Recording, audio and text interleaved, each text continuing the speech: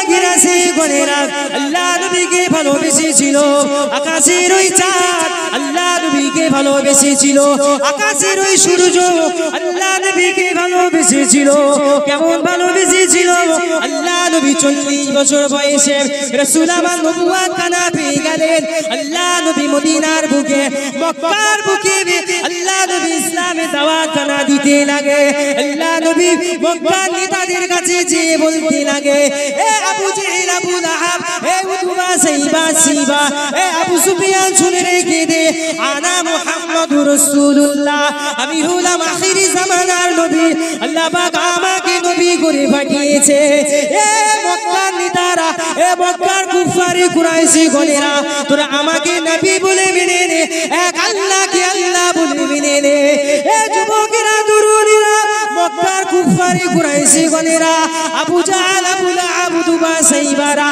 আল্লাহ নবীকে বলেছিল এ মুহাম্মদ তোমাকে নবী বলে মানব তবে আমাদের একটা শর্ত আছে ওই শর্তটা যদি মেনে নাও তোমাকে নবী বলে মেনে নেব আমাদের একটা শর্ত আছে এই শর্তটা যদি তোমরা আমাকে এই শর্তটা যদি মানো তাহলে তোমাকে নবী বলে মেনে নেব ও ভাইয়েরা আল্লাহ নবী কি বলেছিল হে আবু জেহেল আবু লাহাব এই উতবা সাইবা শুনে রেখে দে তোমাদের শর্তটা কি ওই সময় আবু জেহেল বলতে লাগে এ মুহাম্মদ আকাশের ওই চাঁদটা তোমরা দেখতে পাচ্ছ ওই চাঁদটাকে তোমার হাতের ইশারায় টুকরো করতে হবে যদি তুমি তোমার হাতের ইশারায় যদি আকাশের ওই চাঁদটাকে টুকরো করতে পারো আমরা তোমাকে নবী বলে মেনে নেব এ যুবকেরা তরুণেরা আল্লাহ নবী এই শর্তটা মেনে নিলেন আল্লাহ নবী বাড়িতে চলে আসেন আল্লাহ নবী বাড়িতে এসে চিন্তা করতে লাগেন আল্লাহ দরবারে দোয়া চাইতে লাগে ও রব্বি আলামিন আল্লাহ পাক আমি আবু জেহেলের শর্তটা মেনে নিয়েছি আল্লাহ পাক আমি কি পারবো এ যুবকেরা তরুণীরা আল্লাহ পাক ওহী করে দিলেন এ জিবরিল চলে যাও আমার হাবিবকে বলে দাও হাবিবকে জানিয়ে দাও আগামী কাল রাতের বেলা যখনই আকাশে চাঁদ উঠবে আমার হাবিব শুধু আকাশের চাঁদের দিকে আঙ্গুলের ইশারা করবে বাকি কাজটা আমি আল্লাহ পাক করব জিবরিল আমিন আল্লাহ নবীর কাছে হাজির হয়ে যায় আসসালাতু ওয়াসসালামু আলাইকা ইয়া রাসূলুল্লাহ ইয়া হাবিবাল্লাহ হুজুর হুজুর বেয়াদবি ক্ষমা করবেন আপনি চিন্তিত হবেন না আগামী কাল রাতের বেলা আকাশের ওই চাঁদের দিকে আপনি আঙ্গুলটা বাড়িয়ে আপনি একবার শাহাদাত আঙ্গুল বাড়িয়ে আপনি একবার টেনে দিবে আল্লাহ পাকের ও যুবকেরা তরুণীরা ও নবী পাকেরা সে গনেরা আল্লাহ নবী ওই কথা মতো রাতের বেলা চলে গেলেন মক্কার মাথা ফেরুকানে হাজির হয়ে গেলেন আল্লাহ নবী যখনই হাজির হয়ে গেলেন আবু জেহেল বলতে লাগে এ মুহাম্মদ তুমি নিজেকে নবী বলে মানো নিজেকে নবী বলে দাবি করো ওই দেখি তোমার হাতের ইশারায় কেমন করে আকাশের ওই চাঁদ টুকরো হয় ও যুবকেরা তরুণেরা আল্লাহ নবী বিসমিল্লাহির রহমানির রহিম বলে আল্লাহু আকবার বলে আকাশের ওই চাঁদের দিকে শাহাদাত আঙ্গুলটা যখনই টানলেন দেখতে পাওয়া যায় কিতাবের ভিতরে দেখতে পাওয়া যায় আকাশের ওই চাঁদটা সঙ্গে সঙ্গে টুকরো হয়ে যায় চাঁদ নবীকে ভালোবেসেছিল তাই নবী কথা শুনেছিল তাই তো এমনি কথা শুনতো আপনি রাসূল আপনি রাতের বেলা ঘুমান যে আল্লাহ রাসূলের সঙ্গে আমার দিদার করে আপনার দিদার হয় না কেন নবী আপনার কথা শুনে না কেন কেন দিদার হয় না কারণ আপনি নবীকে প্রকৃত ভালোবাসতে পারেন আপনি গীবত সুদ ঘুষ ইত্যাদি আপনি পড়ে আছেন আপনি নামাজ পড়ছেন কিন্তু না নামাজ কোনো কাজ হয় আগে আপনি বর্তমান জামানায় প্রত্যেকটা বাড়ি 100 এর ভিতরে 95% বাড়িতে লোন সুদ বুঝতে পারছেন না কোনো কাজ হবে না বেকার নামাজ কাজ হবে না নামাজ পড়া দরকার কে বলে নামাজ পড়তে আপনার আপনি সুদ ছাড়তে পারছেন না, আপনি কি করতে নামাজ পড়ছেন? আপনার সামনে রাসূলের সামনে গোস্তাখি করছে, আপনি প্রতিবাদ করতে পারছেন না, আপনি কিসের নামাজি, কিসের মুসলমান, আপনি কিসের মুসলমান? কিয়ামতের দিনে রাসূলের শাফাআত নেবেন, অত সহজ ভেবেছেন নাকি? অত সহজ? নবীকে ভালোবেসেছিল কারা দেখেছেন কেমন? নিজের সন্তানকে পুড়িয়ে মেরে ফেলে দিয়েছে সামনে, তাও ঈমান বিক্রি করে। কিন্তু আমরা হচ্ছে অভাগ, আমরা এমন একটা ওলি পেয়েছি জামানার মুজাদ্দিদ দাদা হুজুর পীর কেবলা রাহমাতুল্লাহ আলাইহি, এমন একটা নবী পেয়েছি যে নবীর উম্মত হওয়ার জন্য অন্যান্য নবীরা দোয়া চেয়েছিল, কিন্তু আমরা কাজে আনতে পারি না। আমরা এমন একটা পীরকে পেয়েছি আমরা কোনো সাধারণ মনে করি সাধারণ মুজাদ্দিদুজ জামান দাদা হুজুর পীর কেবলা সাধারণ, আমরা এরকম ভেবে রেখেছি তাই সাধারণ। আরে মুসলমানের ছেলেরা, ও রাসূলুল্লাহ দিওয়ানা গোরেরা, মুজাদ্দিদুজ জামান দাদা জান হুজুর পীর কেবলা আল্লাহ কেমন নিয়ামত দিয়েছিল। এ নবী পাকের আছে গোরেরা, আল্লাহ পাকের ওলি মুজাদ্দিদুজ জামান হুজুর আমার আল্লাহ পাকের এমন পর্যায়ে পৌঁছে গিয়েছিলেন, এই কিতাবের ভিতরে দেখতে পাওয়া যায় আল্লাহ পাকের ওলি মুজাদ্দিদুজ জামান হুজুর আমার ভক্ত মুরিদানদেরকে সাথে নিয়ে জলসায় বার হলেন। এ যুবকেরা তরুণেরা, কিতাবের ভিতরে দেখতে পাওয়া যায় তখন এমন লাক্সারি গাড়ি ছিল না, এমন ফ্লাইট ছিল না, এমন কোন ট্রেন ছিল না, কি ছিল? মাটির ট্রেনে করে জলসায় যেত। এ যুবকেরা তরুণেরা, মুজাদ্দিদুজ জামান হুজুর আমার ভক্ত মুরিদানদেরকে নিয়ে হুজুর আমার ট্রেনে উঠে গেল, হুজুর আমার মাটির ট্রেনে করে জলসায় যেতে লাগলেন। আল্লাহ পাকের ওলি মুজাদ্দিদুজ জামান ভক্ত মুরিদানদেরকে নিয়ে মাসলা মাসাইল নিয়ে আলাপ আলোচনা করে, এমন সময় আসরের নামাজের ওয়াক্ত খানা হয়ে যায়। ও আলোচনা ঠান্ডা মাথায় শুনেন আল্লাহ পাকের ওলি মুজাদ্দিদুজ জামান হুজুর আমার ভক্ত মুরিদানদেরকে বলতে লাগে, ও আমার ভক্ত মুরিদান গণেরা, আমি আবু বকর আমার নামাজের ওয়াক্ত হয়ে গিয়েছে, আমার নামাজের ব্যবস্থাটা করে দাও। ভক্ত মুরিদানগণ বলতে লাগে, ও আমাদের পীর মুর্শিদ, এই ট্রেনের ভিতরে কেমন করে নামাজের ওয়াক্ত, কেমন করে নামাজের ব্যবস্থা করে দেব? কেননা ট্রেনের ভিতরে প্রচন্ড ভিড়। ও আল্লাহ পাকের ওলি, এই ট্রেনটা যখন প্ল্যাটফর্মে দাঁড়াবে ওখানে নামাজটা আদায় করবে। এ যুবকেরা তরুণেরা, কিতাবের ভিতরে দেখতে পাওয়া যায় আল্লাহ পাকের ওলি মুজাদ্দিদুজ জামান হুজুর আমার ভক্ত মুরিদানদেরকে বলতে লাগেন, ও আমার ভক্ত মুরিদানেরা, ঠিক আছে সামনে প্ল্যাটফর্মে দাঁড়িয়ে আমি আবু বকর আমি নামাজ খানা আদায় করব।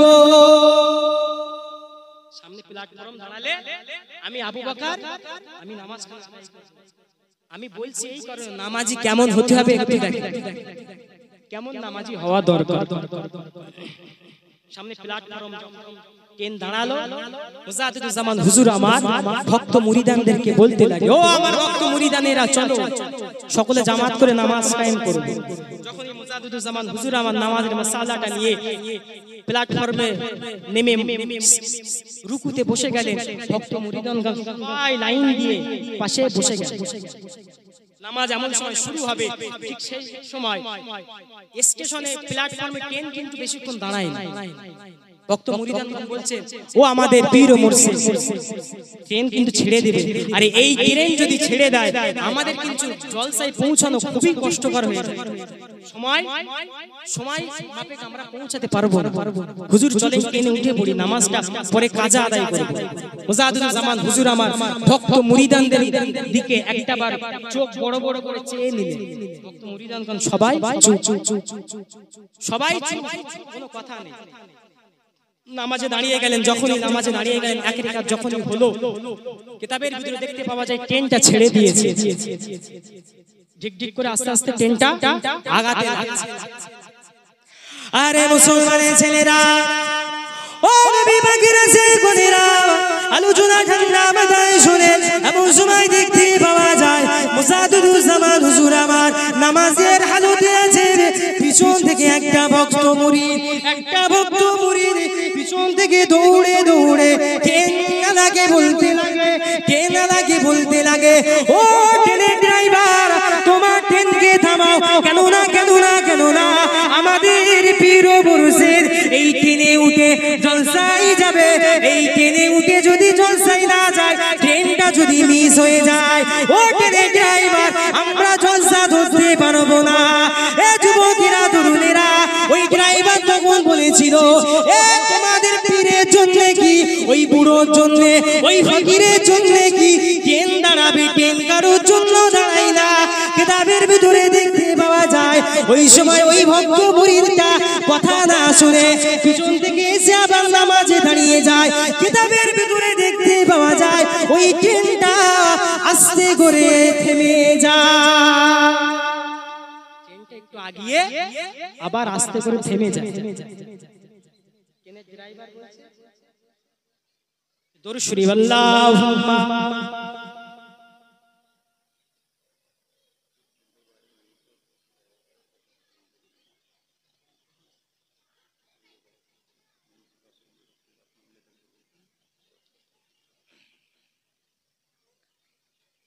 আমার মা বোনেরা তরিকুল ভাইদের বাড়িতে বসে যাও। কোথায় আলোচনা হচ্ছিল? কোথায় আলোচনা হচ্ছিল? ভুলে খাচ্ছেন বসে বসে, তাই তো? কোথায় আলোচনা হচ্ছিল? ট্রেন দাঁড়িয়ে গেছে। মুজাহিদুজ্জামান হুজুর আমার নামাজের হালতে আছে। ট্রেনের ড্রাইভার কি বলছে? ট্রেন কোন নেতা, কোন মন্ত্রী, কোন পীর সাহেব, পীরজাদার জন্য ট্রেন কিন্তু দাঁড়ায় না। এই কথা যখনই বললেন ট্রেনটা একটা কালো ধোঁয়া বার হয়ে থেমে গেল, ট্রেন আর আগায় না। ট্রেনের ড্রাইভার ভাবছে কি হয়েছে, সরাসরি করে কোনো কাজ হয় না, ট্রেন কিন্তু স্টার্ট হয় না। মুজাহিদুজ্জামান হুজুর আমার নামাজ আদায় করছে। কিতাবের ভিতরে দেখতে পাওয়া যায় এমন সময় যখনই নামাজটা শেষ হয়ে যায়, মুজাহিদুজ্জামান হুজুর আমার ভক্ত মুরিদানদেরকে বলতে লাগলো, ও আমার ভক্ত মুরিদানগণেরা, চলো আমরা জলসার উদ্দেশ্যে রওনা দিই। ভক্ত মুরিদানগণ বললেন, হুজুর ট্রেন কিন্তু খারাপ হয়ে গেছে। বলছে না, চলো সকলে চলো ট্রেনে ওঠো। ট্রেনের ড্রাইভার সাহেব বলছে, ও ফকির সাহেব, ও পীর সাহেব, ট্রেন খারাপ হয়ে গিয়েছে, ট্রেন আর যাবে না, ট্রেন যাবে না, খারাপ হয়ে গিয়েছে। আপনারা যদি আপনাদের তাড়া থাকে অন্য কোনো পদ্ধতিতে যান। মুজাহিদুজ্জামান হুজুর বললেন, ও ট্রেনের ড্রাইভার, তুমি ট্রেন বগিতে তুমি ওঠো। সব ভক্ত মুরিদানগণ বগিতে উঠে পড়লো। মুজাহিদুজ্জামান কিন্তু ওঠেনি। হুজুর আমার দাঁড়িয়ে আছে। যখনই মুজাহিদুজ্জামান হুজুর আমার ট্রেনে একটা হাত দিয়ে বিসমিল্লাহির রহমানির রহিম বললেন, সঙ্গে সঙ্গে দেখতে পাওয়া যায় ট্রেনটা আবার চালু হয়ে গিয়েছে। একবার জোরে বলা গেল না? সঙ্গে সঙ্গে ট্রেনের ড্রাইভার দৌড়ে এসে মুজাহিদুজ্জামান হুজুরের পায়ে পড়ে গেলেন, ও ফকির সাহেব, আপনি প্রভু তো, আপনি তো প্রভু, আমি বিয়াদবি করে ফেলেছি। না না, আমি প্রভু নয়, প্রভু একজনই, লিল্লাহি মা ফিস সামাওয়াতি ওয়া মা ফিল আরদ, একজনই আল্লাহ যিনি আসমান এবং জমিনের মালিক। হুজুর বিয়াদবি ক্ষমা করেন। হুজুর আমি আপনাকে নানা রকম বিয়াদবি কথা বলেছি, হুজুর আপনি ক্ষমা করেন। সঙ্গে সঙ্গে দেখতে পাওয়া যায় ট্রেনটা আগের মতো চলতে থাকে। সেই পীরকে আমরা আরো অনেক ঘটনা আছে। গোবরডাঙ্গা সেজে বাবু গুলি করেছিল মুজাহিদুজ্জামান বুকে। কটা গুলি করেছিল? কটা?